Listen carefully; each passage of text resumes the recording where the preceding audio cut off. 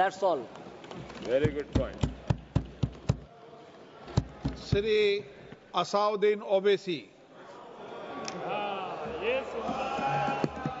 बहुत बहुत शुक्रिया सर। स्पीकर सर, मैं ये वक्फ तरमीमी बिल की मुखालिफत में खड़ा हुआ हूँ।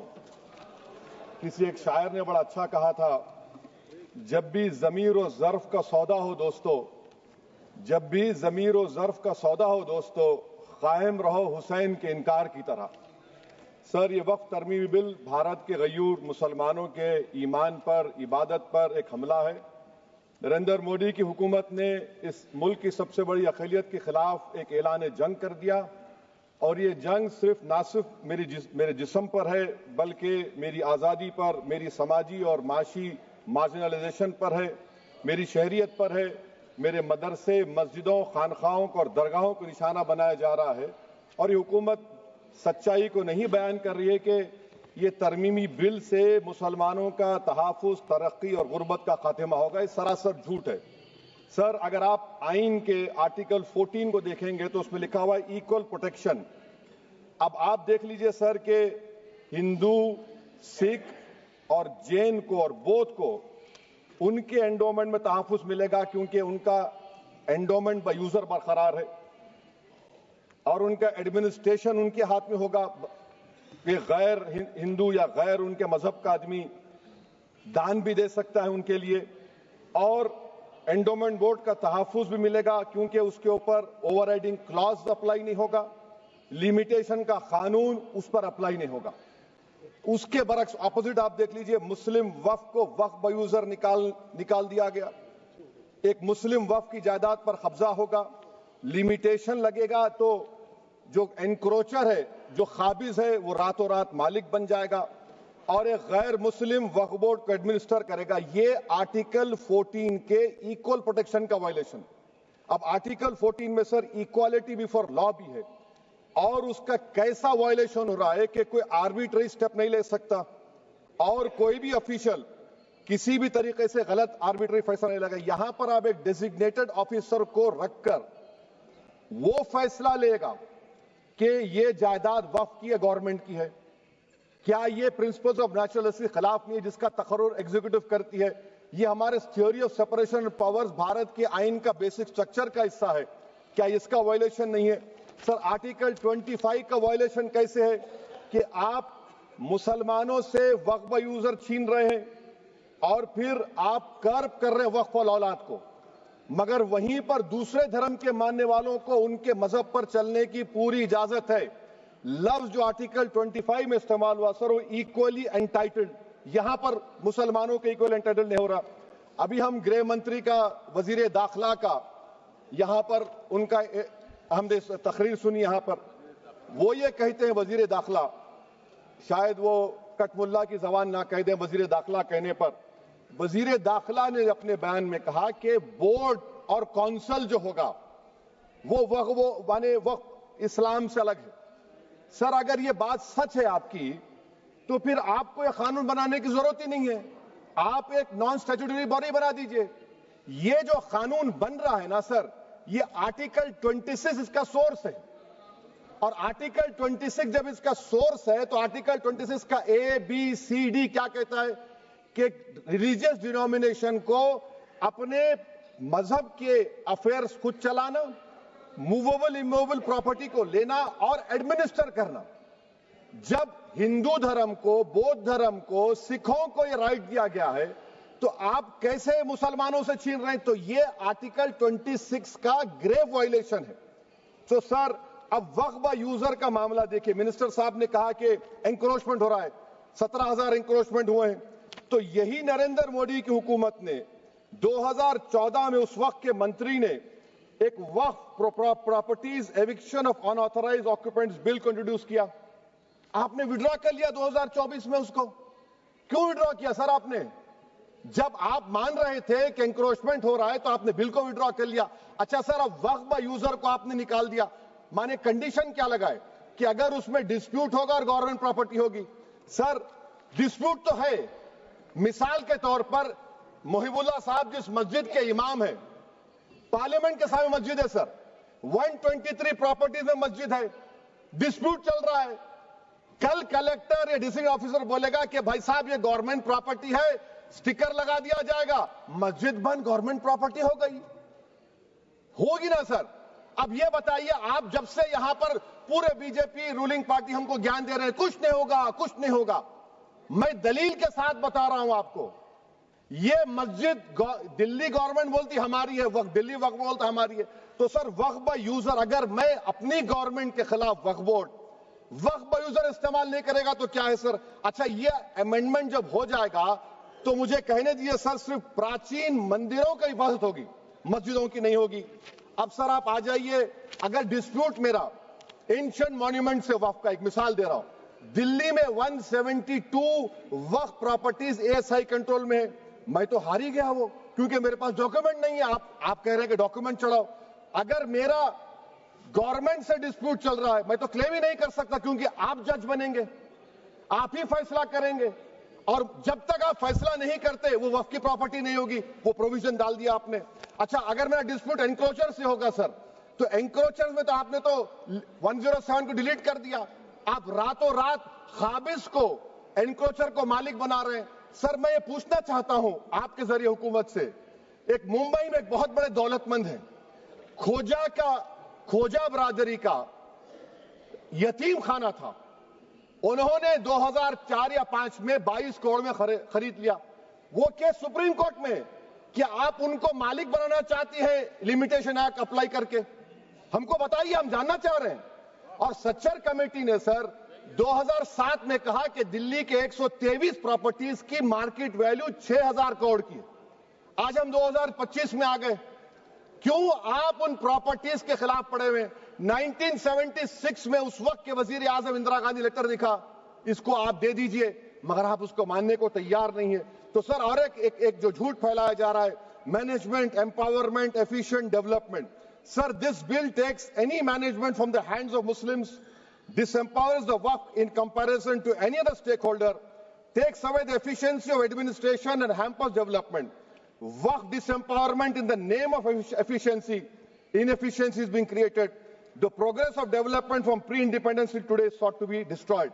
सर अभी हमारे होम मिनिस्टर साहब ने फजल पुकाया केस का जिक्र किया। सर मैं आपसे गुजारिश करूंगा कि होम मिनिस्टर जरा अच्छे लोगों को रखकर इंफॉर्मेशन ले, फजल पुकाया का ऑबिटर क्या है?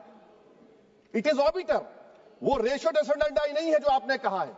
अच्छा सर, शेड्यूल ट्राइब के बारे में कहा, क्या शेड्यूल ट्राइब में मुसलमान नहीं होते? शेड्यूल कास्ट में नहीं होता मुसलमान, शेड्यूल ट्राइब में मुसलमान होता तो क्या आर्टिकल 25 मेरा चला गया, आर्टिकल 26 चला गया, आर्टिकल 14 चला गया, 15 चला गया, 29 चला गया? लक्षद्वीप का एक मुसलमान एमपी है, क्या उसको राइट नहीं है क्योंकि ट्राइबल है? क्या कह रहे हैं आप? इस ऐवान को क्यों गुमराह कर रहे हैं आप शेड्यूल ट्राइब के नाम पर?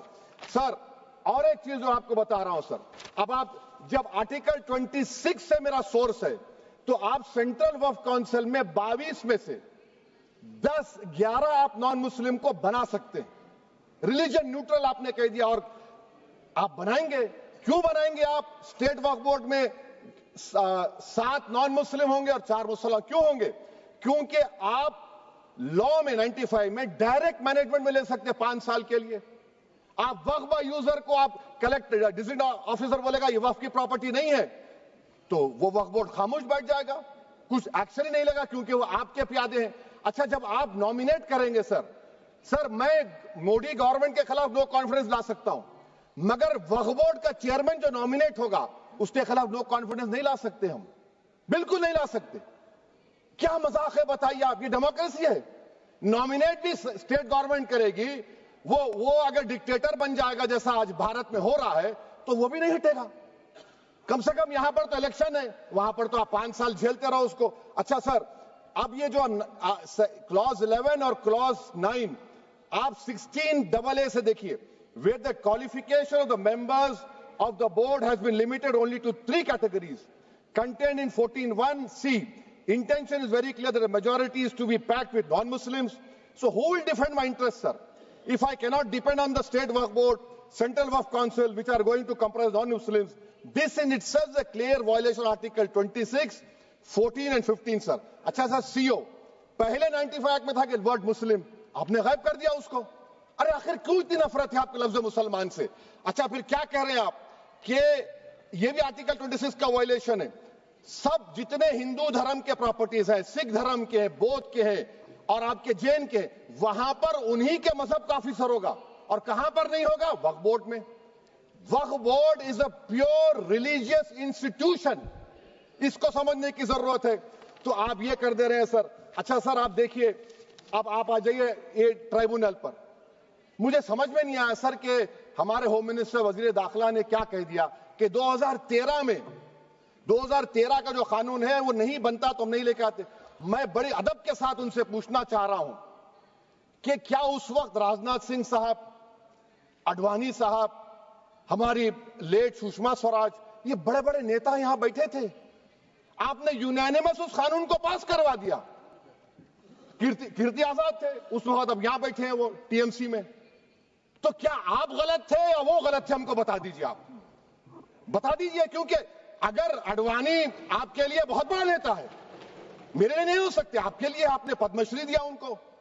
मोहतरमा सुषमा स्वराज की जबरदस्त तकारीर का मैं कायल हूं। वो बैठकर उस 2013 को यूनानिमस पास कर दिए।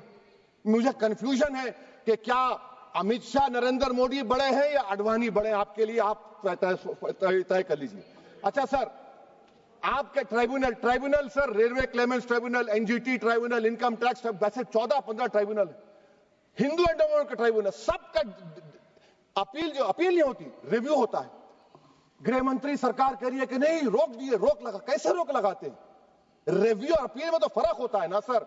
आप ही कह रहे हैं कि पूरे कोर्ट्स में बैकलॉग है और आप अपील कर रहे हैं। अच्छा सर, रिटायर्ड डिस्ट्रिक्ट जज 95 में सिटिंग डिस्ट्रिक्ट जज था, जो एडमिनिस्ट्रेटिव कंट्रोल था सीजीआई साहब, उसको निकाल दिए।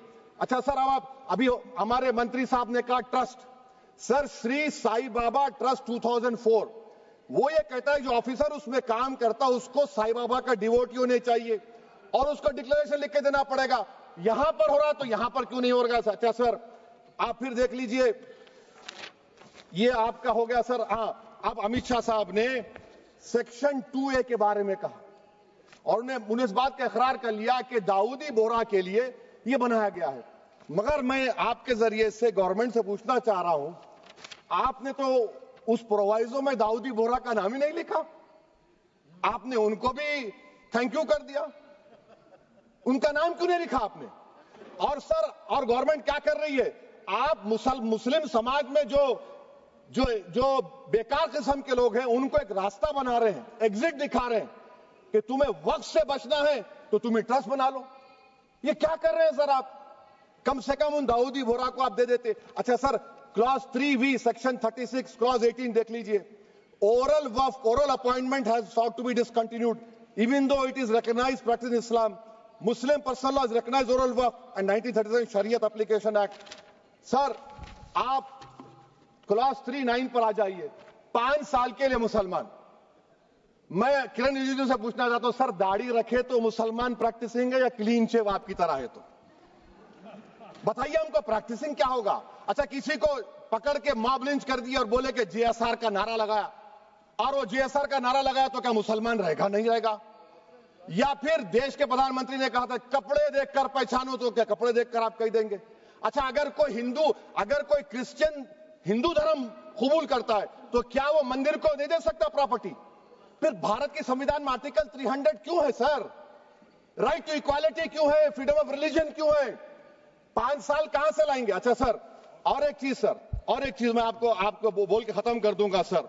इस बिल में वक्फ औलाद का सर, इसमें आप देखिए clause 432, the creation of waqf al-awlad shall not result in denial of inherent rights to heirs, including women heirs or the waqif or any other right of person. Sir, ये article 25 का violation है, शरीयत application act 37 का violation, article 300A का violation है।